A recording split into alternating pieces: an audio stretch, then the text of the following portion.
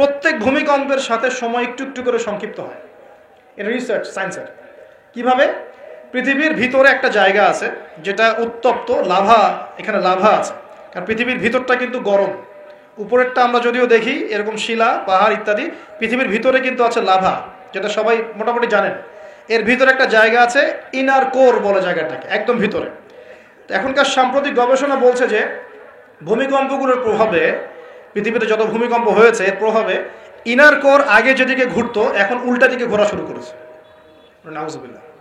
মনে রাখবেন, কিয়ামতের অন্যতম আলামত কিন্তু সূর্য পশ্চিম দিক থেকে উঠবে আর সময় সংক্ষিপ্ত হয়ে আসবে। নবীজি বলেছেন যে একটা বছর চলে যাবে একটা মাসের মতো, একটা মাস চলে যাবে একটা সপ্তাহের মতো, একটা সপ্তাহ যাবে একটা দিনের মতো, একটা দিন যাবে কেমন, নবী এটাও বলেছেন। নবীজি বলছেন একটা দিন যাবে একটা ঘন্টার মতো। মানে ঘন্টা মানে কি, যে ম্যাচের কাঠি জ্বালাতে যতক্ষণ সময় লাগে এতটুকু সময়ের মধ্যে মিনিট চলে যাবে।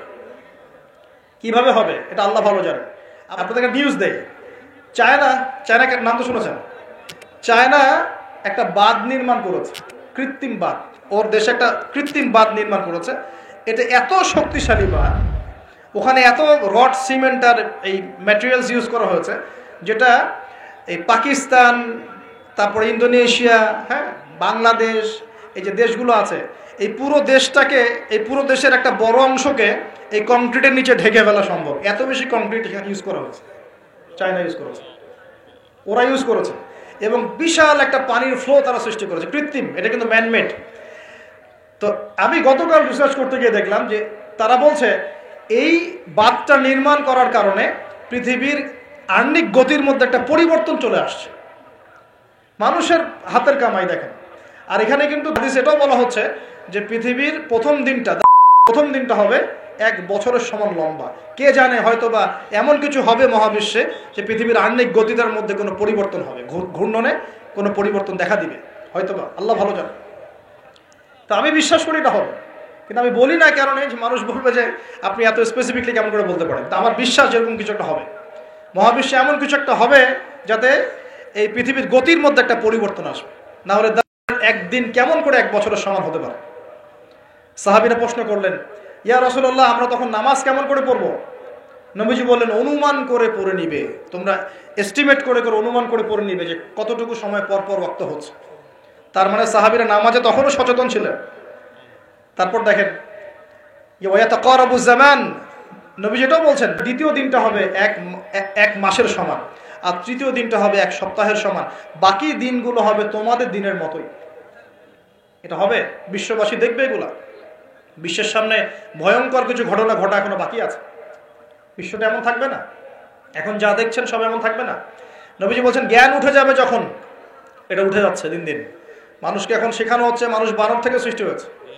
এগুলো জ্ঞান। ইসলামের জাজল্যমান ইতিহাসগুলোকে মানুষ ভুলে যাচ্ছে, এগুলো জ্ঞান। শেখানো হচ্ছে মানুষকে যে পর্দা এগুলো কুসংস্কার, পর্দা কি কুসংস্কার, এগুলো জ্ঞান। জ্ঞান কাকে বলে? ওয়ুকবাদুল ইলম, মানে জ্ঞান উঠে যাচ্ছে, কবজ করে নেওয়া হচ্ছে। আর দেখেন আরেকটা হাদিসে আসছে, আল্লাহ পাক কিন্তু কোরআন হাদিসকে তুলে নেবেন না। একটা হাদিসে আসছে আল্লাহ পাক কোরআন হাদিসকে তুলে নেবেন না, কিন্তু আলেমদের মৃত্যু হবে বেশি বেশি। আলেমদের জান কবজ করার মধ্য দিয়ে আল্লাহ পাক জ্ঞান উঠিয়ে নেবেন। একটু দেখেন না কয়জন আলেম আছে মাঠে, দেখেন তো কয়জন আলেম তো অনেকেই আছে আলহামদুলিল্লাহ, কিন্তু বরেণ্য ওলামা যাদের কথা হাজার লক্ষ কোটি মানুষ শোনে, এমন আলেম কয়জন আছে দেখেন। আস্তে আস্তে প্রবীণ আলেমরা সব চলে যাচ্ছে। আর যে প্রজন্ম আমরা তৈরি করছি, এই প্রজন্মের কতজন ইলম অর্জন করে ওই চ্যালেঞ্জ বুকে নিয়ে জাতিকে সংস্কারের জন্য নেমেছে দেখেন একটু। আমাদের উপর দুনিয়া পেয়ে বসেছে। আমাদের চিন্তা হচ্ছে মসজিদ ইমামতি নিয়ে একটা তারাবি পড়াবো, ইমামতি করবো, একটা মাদ্রাসার মুহতামিম হবো। এতটুকুই আমার চিন্তা স্বপ্ন কেন? স্বপ্ন থাকতে হবে যে আমি আমার জ্ঞান দিয়ে উম্মাকে পরিবর্তন করবো ইনশাআল্লাহ, এবং আল্লাহর জমিনে আল্লাহর দিন প্রতিষ্ঠা করে ছাড়বো ইনশাআল্লাহ। এরকম চ্যালেঞ্জ নেওয়ার মানসিকতা আছে কয়জনের, খেয়াল করে দেখেন। আর হিউজ এই যুব সমাজ যারা জেনারেল লাইনে পড়ছে, তাদের মধ্যে কয়জন আলেম হচ্ছে একটু চিন্তা করেন। আর যারা দুই একজন উঠে আসার সুযোগ পাচ্ছে, তাদেরকে আবার মানুষ বুক ভরে রিসিভ করছে না, তারা হেল্প পাচ্ছে না, সহযোগিতা পাচ্ছে না, বরং হিংসার শিকার হচ্ছে, বিদ্বেষের শিকার হচ্ছে, আগ্রহ হারিয়ে ফেলছে। তা আমি এখানে সে কি করবো, আমাকে তো বুকে টেনে নেয় আর কেউ নেয়, এমন মনে হচ্ছে মানুষের কাছে। তো জ্ঞান উঠে যাবে, কিন্তু শুধু কোরআন সুন্নাহ আল্লাহ পাক তুলে নেবেন না, এমনটা আল্লাহ পাক বলেন নাই। আল্লাহ বলেছেন, তার নবীর মাধ্যমে জানিয়েছেন যে আলেমদের মৃত্যু হবে, সংখ্যা কমে যাবে, সংখ্যা বেড়েছে না কমেছে? সত্যি কথা হচ্ছে আলেমদের সংখ্যা, বরেণ্য আলেমদের সংখ্যা কমছে দিন দিন। আর মানুষ অনেক সময় জাহেলদেরকে আলেম বানিয়ে নিচ্ছে। অনেকে কোরআন তেলাওয়াত করতে পারছে না, সে এসে ওয়াজ করা শুরু করছে। আবার বড় বড় মুফতিদেরকে বাহাসও ডাকছে, দেখেন না? একটা আয়াত তেলাওয়াত করতে পারছে না, একটা আয়াত তেলাওয়াত করলে 10টা ভুল হচ্ছে। একটা খুতবা, জুমার খুতবা দিতে গিয়ে 19টা ভুল করে ফেলছে। ইন্নাল হামদুলিল্লাহ এইগুলা বলতেই তার 19টা ভুল হচ্ছে। অথচ সে এখানে স্টেজে বসে বসে মানুষকে ওয়াজ বাহাসের জন্য ডাকতেছে। কত বড় মুফতি আছে, আসো সামনে বস।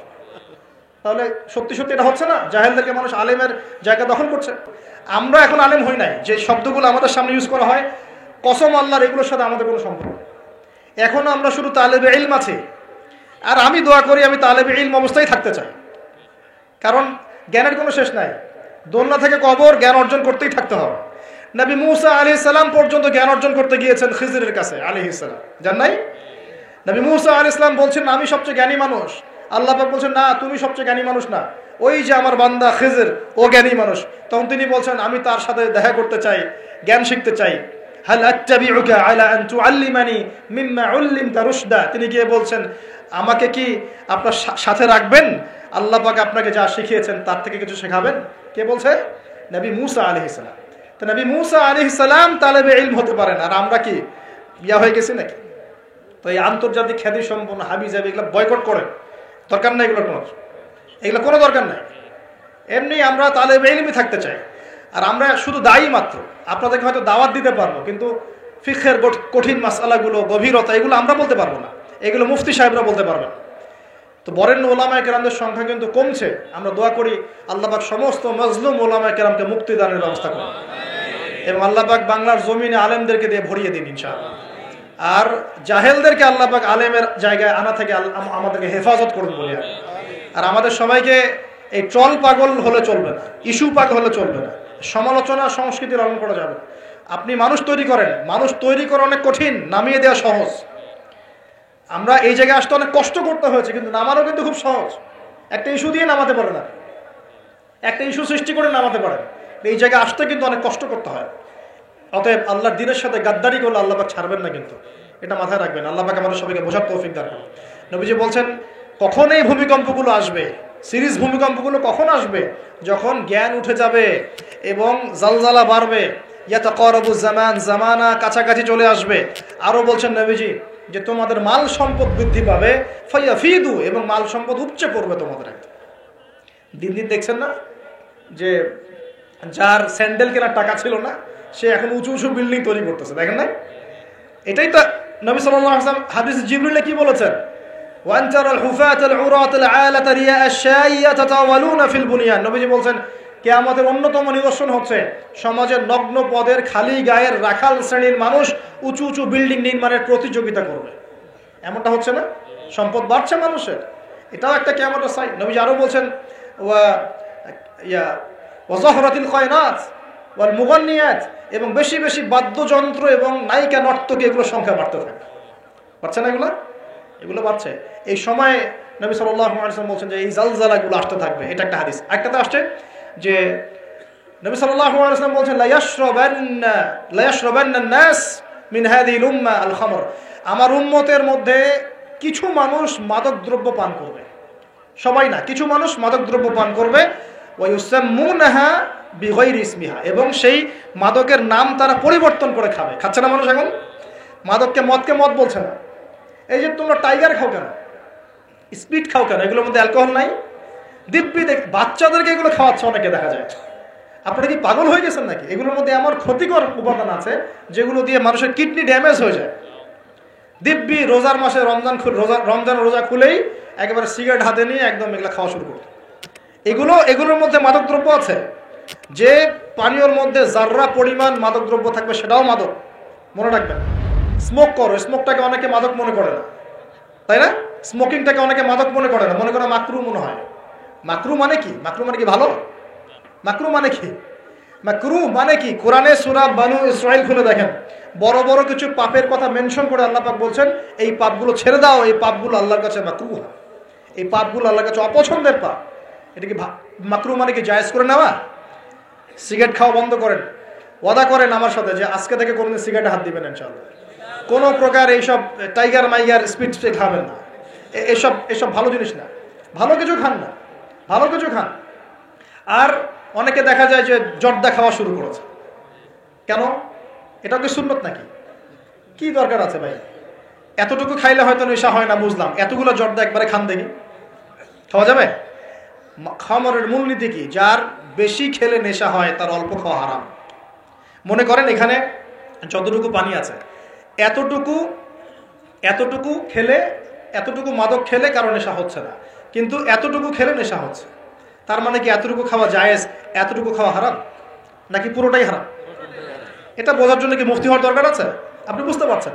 অতএব এই যাবতীয় মাদক দ্রব্য থেকে দূরে থাকতে হবে, না হলে ভূমিকম্প আসবে। কিন্তু ভূমিকম্প আসবে। আর মাদক দ্রব্য নিয়ন্ত্রণ অধিদপ্তর দিয়ে শুধু মাদক নিয়ন্ত্রণ করা যাবে না, মানুষের ঈমান আকীদার পরিবর্তন দরকার।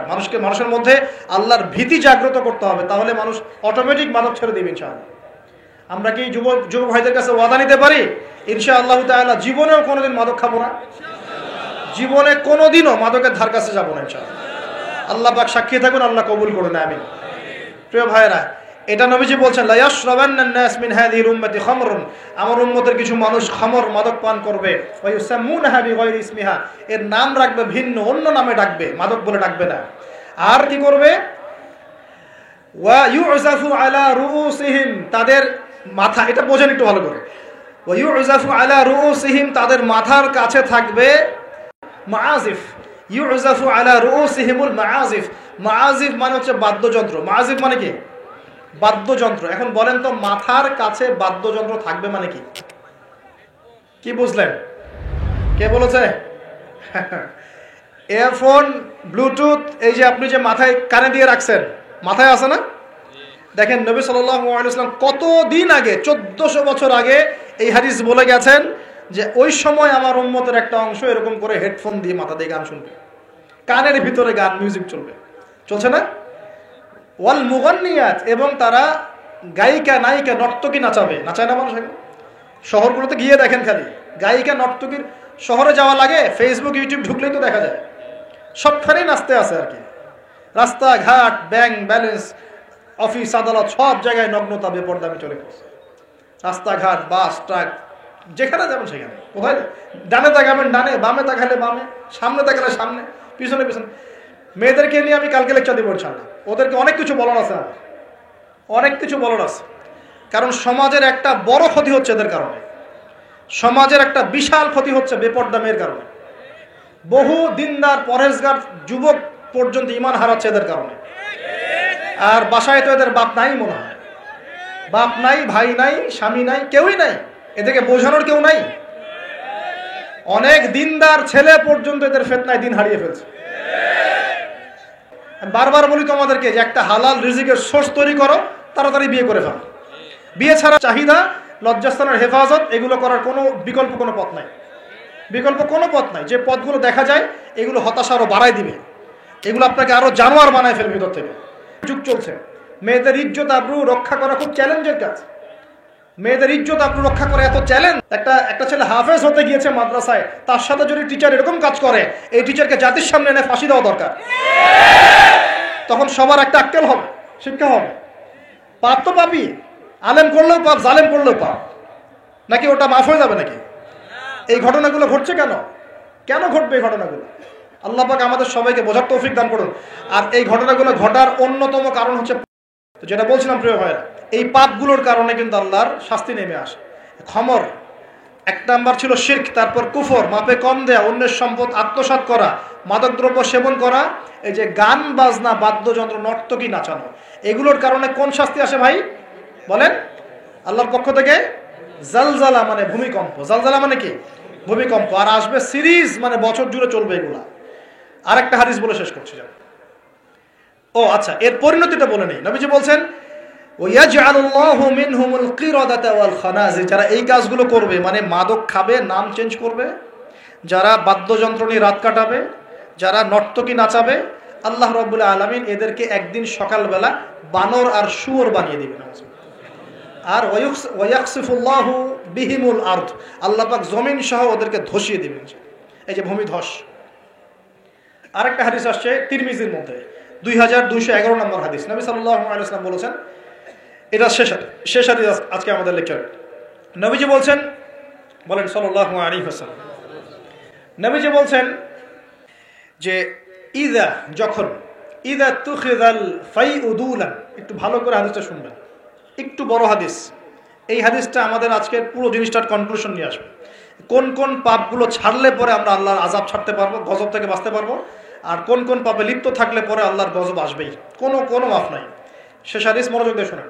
নবী সাল্লাল্লাহু আলাইহি ওয়াসাল্লাম বলেছেন, ইদা তুখিযাল ফাইউ দুলান, যখন দেখা যাবে যে গনিমতের মাল বা রাষ্ট্রীয় সম্পদ যেগুলো আছে, বুঝতে পারছেন, গনিমতের মাল, রাষ্ট্রীয় সম্পদ, এগুলোকে মানুষ ব্যক্তিগত সম্পদ মনে করে খাওয়া শুরু করবে।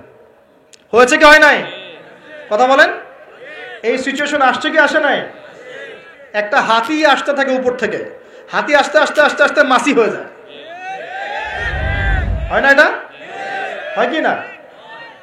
এটার শাস্তি সম্পর্কে আল্লাহ পাক অন্য জায়গায় বলেছেন এবং নবী হাদিসেও বলেছেন যে যা আত্মসাৎ করবে সেটা কিয়ামতের দিন তার ঘাড়ে চাপিয়ে দেওয়া হবে। কিয়ামতের মাঠে উঠে দেখবেন বহু মানুষ কাঁধের মধ্যে রিলিফের টিন নিয়ে বসে আছে, বহু মানুষ কাঁধের মধ্যে রিলিফের গম নিয়ে বসে আছে, বহু মানুষ কাঁধের মধ্যে দেখবেন যে বন্যার্তদের ত্রাণের যে কম্বল, এই যে ত্রাণের বিষয়গুলো কাঁধে নিয়ে বসে আছে, রাস্তার কন্ট্রাক্টরের টাকা পয়সা কাঁধে নিয়ে বসে আছে, বহু মানুষ এই কাজ করবে। এটা হবেই। নবীজি বলেছেন যে যা আত্মসাৎ করবে। নবীজি হাদিসে বলেছেন কেউ গরু নিয়ে থাকবে, কেউ ছাগল নিয়ে থাকবে, ছাগল। বিশ্বাস করছেন না? হাদিসে গরু ছাগল কথাই আসছে, যে কেউ দেখা যাবে গাদের মধ্যে গরু নিয়ে আছে, কেউ উট নিয়ে আছে, কেউ ছাগল নিয়ে আছে। নবীজি বলছেন তোমরা পরকালের ওই দিন আসার আগেই যার যার হক তাকে দিয়ে দাও, দিয়ে বেঁচে যাও। যার যার হক তাকে বুঝাই দিয়ে বেঁচে যাও, বলো খালাস, যার যার হক তাকে দিয়ে দিলাম, যাও বাবা। ইদা তুখিযাল ফাইউ দুলান, যখন এরকম গনিমতের মালকে ব্যক্তিগত সম্পদ রূপে ব্যবহার করা হবে, ওয়াল আমানাতু, এবং আমানতকে, ওয়াল আমানাতু মাগরামান, আমানতটাকে মাগনামান মানে গনিমত মনে করা হবে, আমানতটাকে গনিমত মনে করা হবে। ওয়াল আমানাতু মাগনামান, আমানতকে গনিমত মানে আমানত রাখা হয়েছে, ও খেয়ানত করে ফেলবে, লুটি পড়ে খেয়ে ফেলবে। এটা হচ্ছে কি না? সবচেয়ে সেরা আমানত আমাদেরকে আল্লাহ দিয়েছেন ইসলাম, আমরা সেই ইসলামের সাথে খেয়ানত করছি কিনা বুঝতে পারছেন না? একজন আলেমকে আল্লাহ পাক আমানত দিয়েছেন দ্বীনের জ্ঞান, সে জ্ঞানের সাথে খেয়ানত করছে কিনা? একজন ক্ষমতাসীনকে আল্লাহ পাক দিয়েছেন ক্ষমতা, সে ক্ষমতা দিয়ে খেয়ানত করছে কিনা? একজন পরিবারের কর্তাকে আল্লাহ পাক পরিবার দিয়েছেন, সে পরিবারের মধ্যে খেয়ানত করছে কিনা? সবাই সবার জায়গাতেই খেয়ানত করছে। আল্লাহ পাক আমাদেরকে বোঝার তৌফিক দান করুন। 3 নম্বর নবীজি বলছেন ওয়াজ যাকাতু মাগরামান, যখন যাকাতটাকে মানুষ বোঝা মনে করা শুরু করে। যাকাত দিতে চায় না মানুষ, যাকাত নাম শুনলেই দৌড় দেয় পিছন থেকে, যাকাত দিতে চায় না, নামাজ পড়ে যাকাত দিতে চায় না। আল্লাহ পাক আমাদের সবাইকে যাকাত দেওয়ার তৌফিক দান করুন। ওয়া তুউল্লিমা লিগাইরিদ দ্বীন, এটা চমৎকার। নবীজি বলছেন যে যখন ধর্ম বিবর্জিত শিক্ষা চালু হবে, বুঝতে পারেন না? ধর্ম আলাদা, শিক্ষা আলাদা চালু হয়েছে কি হয় নাই? সারা বিশ্বে হয়েছে কি হয় নাই? ধর্ম আলাদা, শিক্ষা আলাদা। ধর্ম বিবর্জিত শিক্ষা যখন চালু হবে, এবং এবার শোনেন, নবীজি বলছেন ওয়া আতাআর রাজুলু ইমরাতাহ, একজন পরিবারের কর্তা তার স্ত্রীর আনুগত্য করবে। ফ্যামিলিস্ট রেভলিউশন মানে স্ত্রীর আনুগত্য করবে পুরুষ, স্ত্রীর আঁচল ধরে বসে থাকবে পুরুষ। শুধু তাই না, ওয়াক্কা উম্মাহ, এবং তার মায়ের সাথে খারাপ ব্যবহার করা শুরু করবে। মাকে প্রাধান্য না দিয়ে বউকে প্রাধান্য দিবে এবং তার আঁচল ধরে বসে থাকবে। এই সময় আসে নাই? আচ্ছা, হিসাব করতে থাকেন, মিলাতে থাকেন। নবীজি বলছেন ওয়াদনা সাদিকা, বন্ধু বান্ধবদেরকে কাছে টেনে নিবে, বন্ধু-বান্ধবদেরকে কাছে টেনে নিবে। ওয়াকসা আবা, এবং তার বাবাকে দূরে ঠেলে দিবে। হয়েছে কি হয় নাই? যুবকরা বলো, এটা হয় নাই?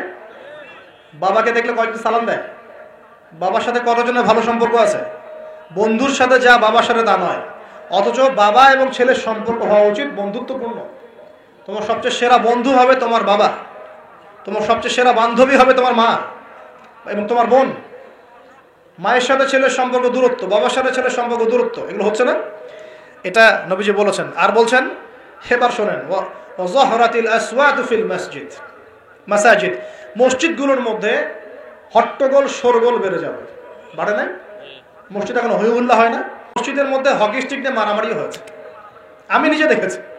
দুই দল কমিটি আধিপত্য বিস্তারকে নিয়ে একদম হকিস্টিক নিয়ে আসছে মসজিদে মারার জন্য। এরকমও হয়েছে। আরও অনেক জঘন্য ঘটনা ঘটে, আল্লাহ মাফ করুক। তারপর নবীজি বলছেন ওয়াসাদা কাবিলুহু ফাসিকুহুম, একটা কবিলা বা একটা গোত্রের নেতৃত্ব দিবে একজন ফাসিক ব্যক্তি। এমন হচ্ছে কি হচ্ছে না? হচ্ছে। ওয়াসাদা কাবিলুহু ফাসিকুহুম, তাদের মধ্যে যে ফাসিক সে দিবে নেতৃত্ব। নাউযুবিল্লাহ। নবীজি আরও বলছেন ওয়া কানা যাঈমুল কওমি আরযালাহুম, সমাজের সবচেয়ে নিম্ন শ্রেণীর মানুষ কওমের জিম্মাদার হয়ে যাবে। সুবহানাল্লাহ। নবীজি আরও বলছেন ওয়া উকরিমা রাজুল, একজন ব্যক্তিকে এই কারণে সম্মান করা হবে মাখাফাতা শাররি, তার ভয়ে তাকে সম্মান করা হবে। একজন ব্যক্তিকে তার ভয়ে, তার ক্ষমতার ভয়ে, তার টাকার ভয়ে, তার ক্ষমতার ভয়ে, তার জনবলের ভয়ে তাকে সম্মান করা হবে। এমনটা হচ্ছে না? হচ্ছে। নবীজি আরও বলছেন ওয়া যাহরাতিল কায়নাত ওয়াল মুগান্নিয়াত ওয়া যাহরাতিল কায়নাত ওয়াল মাআজিফ ওয়া যাহরাতিল কায়নাত ওয়াল মাআজিফ, গায়িকা এবং বাদ্যযন্ত্রের প্রচলন বাড়তে থাকবে। গায়িকা বাদ্যযন্ত্র ব্যাপক হারে বাড়তে থাকবে। এবং ওয়াশুরিবাতিল খুমুর, এবং বেশি বেশি মাদকদ্রব্য সেবন করা হবে। ওয়ালাআনা আখিরি হাযিহিল উম্মাহ উলাহা, উম্মতের শেষ দিকের মানুষেরা প্রথম দিকের মানুষকে গালি দেওয়া শুরু করে। এই পাপগুলো যখন সমাজে দেখা যাবে, তখন তোমরা ফালইয়ারতাকিবু, এবার ধেয়ে আসবে ইনদা যালিকা, তোমাদের দিকে ধেয়ে আসবে চারটা আযাব। কয়টা আযাব?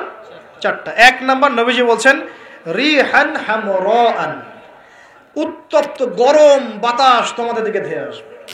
এখনো কি এসেছে? আসবে। আমি রিসার্চ করেছি, এই নাসা এই গবেষণা শুরু করেছে, সূর্য থেকে এরকম ক্ষতিকর কিছু উত্তপ্ত বিকিরণ আসতেছে পৃথিবীর দিকে, এবং সামনে আসবে পৃথিবীর দিকে। দেখে নিন, নাসাও বলছে এটা আসবে, কারণ ওইখানে হিলিয়াম গ্যাসের বিস্ফোরণ হচ্ছে সূর্যের মধ্যে। ওখান থেকে এমন উত্তপ্ত কিছু আসবে যেটা পৃথিবীকে ধেয়ে নিয়ে আসবে একেবারে। আল্লাহ মাফ করুক। ওয়ারিহান হামরা, নবীজি বলেছেন গরম উত্তপ্ত বাতাস তোমাদেরকে চাপিয়ে দেওয়া হবে। ওয়া জালজালাতান, এবং এই যে ভূমিকম্প আল্লাহ চাপিয়ে দিবেন এই পাপগুলোর কারণে। আর কি হবে? ওয়া খাসফান, এবং ভূমি ধসে যাবে নিচে। ভূমি কি হবে? ধসে যাবে। আর বলছেন ওয়া মাসখান, এবং মানুষের চেহারা, সুরত, আকৃতি পরিবর্তন হয়ে যাবে। একটাকে বললাম যে বানর সুর হয়ে যাবে। আরও কিন্তু আকৃতি পরিবর্তনের আরও ব্যাখ্যা আছে। ছেলে এখন মেয়ে হয়ে যাচ্ছে, মেয়ে ছেলে হয়ে যাচ্ছে। দেখছেন না খবরগুলো বাড়ছে না? এটাও মাসখান, মানে আকৃতি পরিবর্তন হয়ে যাচ্ছে। আরেকটা হচ্ছে ওয়াকাযফান, এবং আসমান থেকে আল্লাহ পাথরের বৃষ্টি বর্ষণ করবেন। এই পাঁচটা শাস্তি তোমাদের কাছে ধেয়ে আসবে। কিভাবে? একটা তসবিহ দানা ছিঁড়ে দিলে যেভাবে টপ টপ করে সব পড়ে যায় পুঁথিগুলো, এত দ্রুত এই ফিতনাগুলো আসতে থাকবে। বলুন নাউযুবিল্লাহ। তাহলে ভাই কোন কোন পাপ শিখলাম? আজকের এই ছোট্ট আলোচনা আমরা শিখলাম যে শুআয়ব আলাইহিস সালামের কওমকে সর্বপ্রথম ধ্বংস করা হয়েছে ভূমিকম্প দিয়ে। যে ভূমিকম্প আমরা এখন আমাদের সামনে দেখছি, এবং আশঙ্কা করা হচ্ছে বাংলাদেশের দিকেও বড় কোনো ভূমিকম্প, এটা আশঙ্কা করা হচ্ছে। এবং ভূমিকম্প প্রবণ এলাকাগুলোর মধ্যে সিলেটও আছে। আপনাদের সিলেট, চট্টগ্রাম, এই বার্মার এই রুট আছে, এদিকে রংপুর, ঢাকা তো এগুলো তো আছেই। এবং সবচেয়ে বেশি ক্ষতির মধ্যে পড়তে পারে ঢাকা শহর। আল্লাহ না করুক তো দোয়া করছে, কিন্তু পাপ তো ঠিকই করছে। আল্লাহ না করুক যদি এরকম 5 থেকে 6 মাত্রাটা কোনো ভূমিকম্প হয়েছে, যার উৎপত্তি স্থল বাংলাদেশের কাছাকাছি, তাহলে দেখবেন আল্লাহ না করুক লক্ষ লক্ষ মানুষ মারা যাবে। নাউযুবিল্লাহ। আল্লাহ আমাদেরকে হেফাজত করুক, আল্লাহ আমাদেরকে বাঁচাক। প্রিয় ভাইয়েরা, তবে আমরা শিখলাম শুআয়ব আলাইহিস সালামের কওম কোন কোন পাপ করেছিল যার কারণে এই আযাব আসছে। এক নাম্বার, শিরকের পাপ করছে। কি পাপ বলেন?